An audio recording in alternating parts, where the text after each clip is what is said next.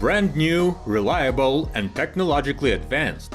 The quality mark can be given in advance, because any school kid knows the meaning of the note "Made in Japan." Indeed, there were many ambitions, and they were quite justified. It is all the more interesting to find out on which small step all these ambitions stumbled.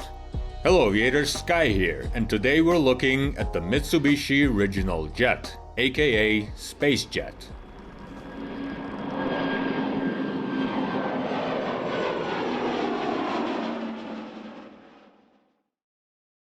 In the 1990s, the regional air travel industry experienced a renaissance. Moreover, this renaissance gave a huge push to relatively small players, Embraer and Bombardier, who created their jet hits. In the new regional trend, the Japanese, who have long sought to take their rightful place in the industry, saw their chance. A regional plane is ambitious, but not too much. The project did not require huge expenses. In addition, the absence of Boeing and Airbus in this niche reduced the risk of both fierce competition and conflict of interest. Many Japanese companies were their contractors, and there was no desire to argue in vain. In 2002, the government initiated a research program aimed at developing this vision. The country's largest corporations took part in the competition for the government order, and as a result, the contract went to MHI, Mitsubishi Heavy Industries. Among ordinary people, they are known mainly for their cars, but in fact the auto industry is just a division of a giant conglomerate, operating in many areas, from air conditioners and trains to launch vehicles and submarines. They are also quite active in the aviation industry, producing aircraft under license and being the largest contractor for aviation giants. Having such a basis, they came to the conclusion that they were quite capable of creating their own airliner. Initially, it was a question of a small aircraft for 50 passengers, competing with the Embraer ERJ and Bombardier CRJ families. For such a capacity, a relatively narrow cabin was optimal, accommodating 4 seats in a row. The luggage compartment was placed not at the bottom, but in the tail, which made it possible to make the fuselage narrower and aerodynamically more efficient. Meanwhile, unlike the old airliners with T-tails and engines in the tail, the newest aircraft was supposed to receive the design of larger machines, with engines under the wing, just like the Embraer E-Jet family of airliners that was being created at that time. They, probably coupled with a number of economic factors, over time forced the capacity to increase to 70 to 90 seats, approximately like the E-Jet versions E170 and E175. In 2007, at the Paris Air Show, the project was officially announced and received the name MRJ, Mitsubishi Regional Jet. There was a lot of ambition. The plane was presented as a concentration of advanced technologies, a comfortable cabin, the latest electronics, advanced solutions, fuel consumption reduced by as much as 20%, composite materials from which most of the airframe was to be made, mega futurism. The year is 2007. The Boeing 787 has not yet taken off. In Japan itself, the aircraft was presented as the national project. The newest regional jet was the largest civilian aircraft built in the country since World War II. Its predecessor was the NAMC YS-11, a 64-seat turboprop aircraft produced in the 1960s and 70s with rather modest results. The MRJ was supposed to finally make the country a member of the club of major aircraft manufacturers. The starting customer of the MRJ was All Nippon Airways, and immediately after the signing of the first agreement, the Mitsubishi Aircraft Corporation was created, which was supposed to lead the program, the cost of which was estimated at approximately $1.3 billion.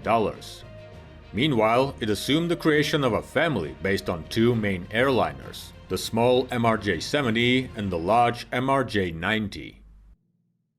The MRJ-90 had a length of 35.8 meters, a wingspan of 29.2 meters, and a height of 10.4 meters, give or take, close to Embraer's E-Jets, except the location of the cargo compartment in the tail made the fuselage narrower in height and several meters longer. Capacity up to 88 seats in a single class and 81 in a 2-class configuration. It was planned to make various versions of the MRJ-90, differing in range from 2,120 kilometers to 3,770 kilometers, quite enough for regions the size of the USA, China, or Europe. Their maximum takeoff weights range from 39.6 tons to 42.8 tons. The MRJ-70, the younger brother, was shorter, 33.4 meters, and was supposed to accommodate 76 seats in a single class and 69 in a two-class configuration. Its different versions were supposed to fly at distances from 1,880 kilometers to 3,740 kilometers, and their weight characteristics range from 36.8 tons to 40.2 tons. The cockpit was made as advanced as possible. What's interesting is that it was decided to install classic yokes rather than side sticks, possibly the result of many years of friendship with the yoke's loyal fans from Boeing. Moreover, initially, there were even ideas to unify the cockpit with the Boeing 787 cockpit, but later such an avant-garde was abandoned. It took a long time to choose the power plant. Negotiations were conducted with Rolls-Royce, General Electric, and Pratt & Whitney. The choice fell on the brainchild of Pratt & Whitney. The GTF was just being created at that time and was a risky choice, but it seemed very advanced. It had a geared fan connection circuit, a huge bypass ratio, and promised excellent performance. Now this is a whole PW1000G family, various versions of which are installed on the A320neo, A220, E-Jet E2, and MC-21, used to be installed. But then Mitsubishi were pioneers, the first to choose these engines for their aircraft in the smallest version, the PW1200G, with a thrust of about 67 kilonewtons. Certification was planned for 2012, with deliveries to begin in 2013. Mitsubishi wanted to take about 20% of the market for airliners with a capacity of 70 to 90 seats within 20 years. Considering that the market was then estimated at approximately 5,000 aircraft, 1,000 Japanese were not a bad claim. It was smooth on paper, but in reality not so much. The first obstacle turned out to be composites. Making practically an entire airframe with them turned out to be extremely difficult, due to the lack of competence in the field of designing such structures. Mitsubishi, when announcing it, clearly overestimated themselves. In principle, this barrier could be overcome, but the MRJ would have become extremely expensive. The benefits, meanwhile, would not be so obvious. The weight would have decreased slightly, the aerodynamics could have been improved, and this would be noticeable on large airliners. But on the MRJ-sized aircraft, the percentage in performance would not be worth the exorbitant price tag. As a result, it was decided to leave carbon and fiberglass in the structure of the tail, control surfaces, and engine nacelles, in total 12 to 15%. Most of the rest of the structure is good old aluminum. The revolution was cancelled. The MRJ became more or less close to its class relatives. The fuselage was also changed, adjusting the dimensions of the cabin. The cabin height reached 202 centimeters and the width 2.76 meters, which means that in these parameters it surpassed the Embraer E-Jet airliners by as much as 2 centimeters. Success! Of course, all these changes required the redesign of many elements of the aircraft. And then it turned out that the problem of lack of competences concerns not only composites. The enormous industrial capabilities of the Japanese gave them self-confidence, but it was an illusion. Yes, Mitsubishi had industrial power, but it was only adjacent to the MRJ. Yes, they were already producing aircraft, but only under license. Yes, they were the largest contractor of the Boeing 787, making the wing for it. But they did not design from scratch neither these licensed aircraft nor this wing. Aviators with enormous production capabilities have encountered a terrible shortage of experience and competences in the design and creation of aircraft. And there is nothing supernatural about this. The best heart surgeon in the world may turn out to be a lousy dentist. The company had to learn on the go, repeat some operations many times, and hire a huge number of foreign specialists. The result: more complex work, exceeding budgets, and shifting schedules. Assembly of the first prototype began only in 2011 and lasted several years, and the launch customers soon learned that they would not see their aircraft until 2017. The light at the end of the tunnel appeared in 2014, when the airliner's rollout ceremony was held. The ceremony was colorful and held at the production site at Komaki Airport in Nagoya. A significant place. This is where Mitsubishi once produced another much more famous aircraft, the A6M Zero Fighter. The MRJ-90 prototype made its maiden flight in November 2015. Interestingly, almost immediately after the first series of test flights, the aircraft had to leave its homeland. Air traffic in Japan was so dense that testing there was extremely difficult, and the MRJ-90 prototypes were transferred to the USA and flew there most of the time. The lack of competences manifested itself here too. During the testing process, many shortcomings were revealed, which were corrected and required additional testing.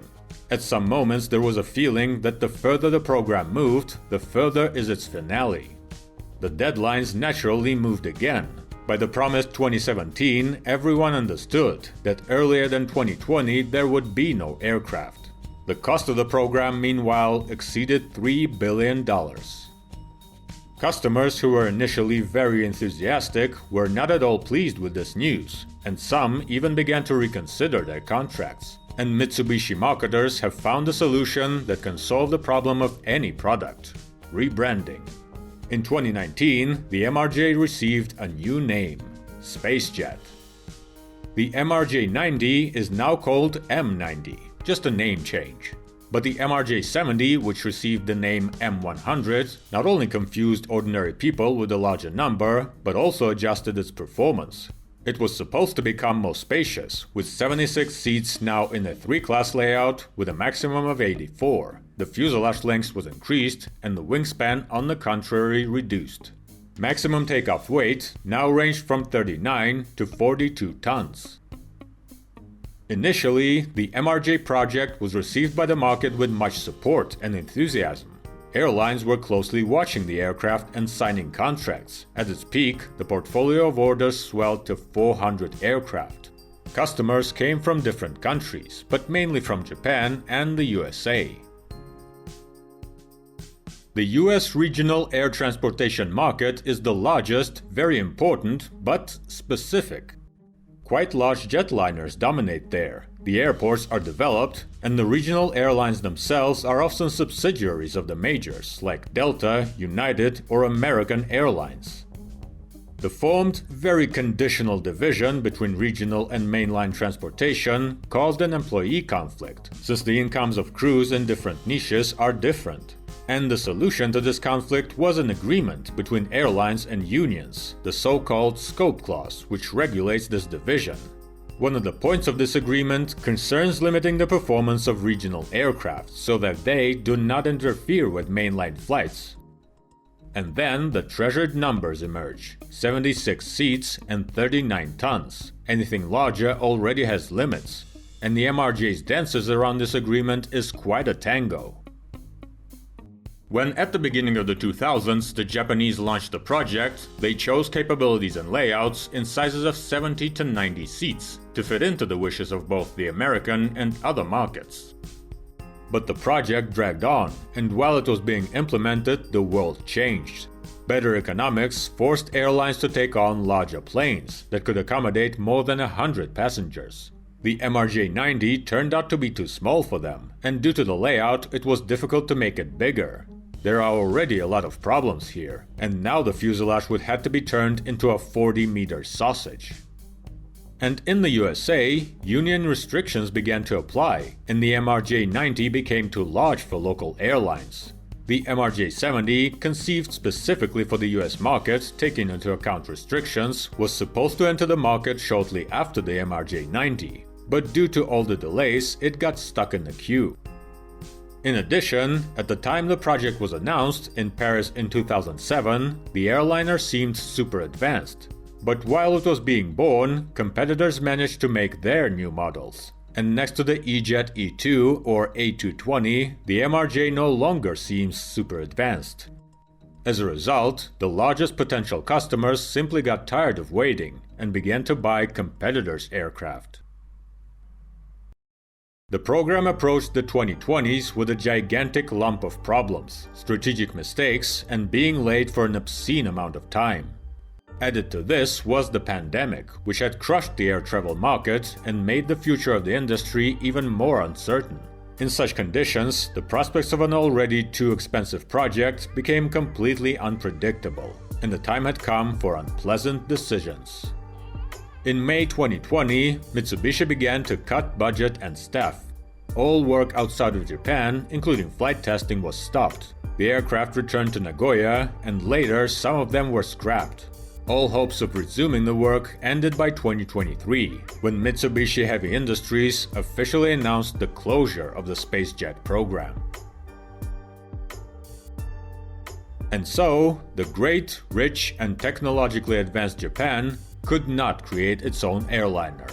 A loud headline, but I'm not inclined to laugh at it. Technology is not a magic manna that provides opportunities in any field. Competence in some areas does not guarantee success in others. Aviation is a complex industry that requires a lot of time and experience to understand.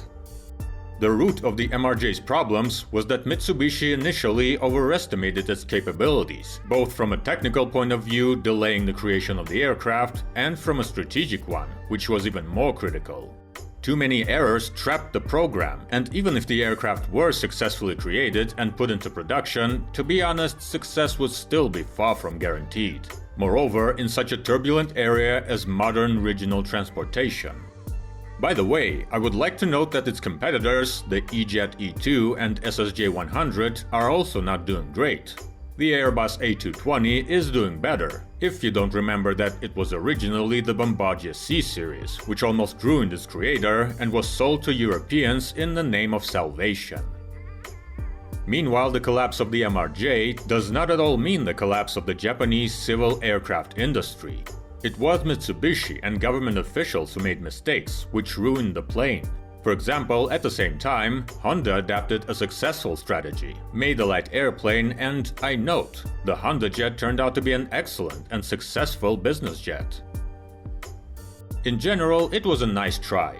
Mitsubishi tested their strength, gained some bruises and a lot of experience, exactly what they lacked. Whether this experience was worth a decade and a half of work and several $billion is an open question, as is the question of how they will use this experience. Maybe in the future we will still see a successful Japanese airliner. Hopefully we won't have to wait another 50 years.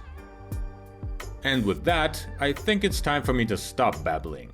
Comment what you think about this almost successful plane.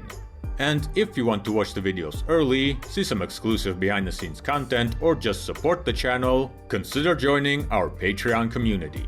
Fast flights and soft landings to you.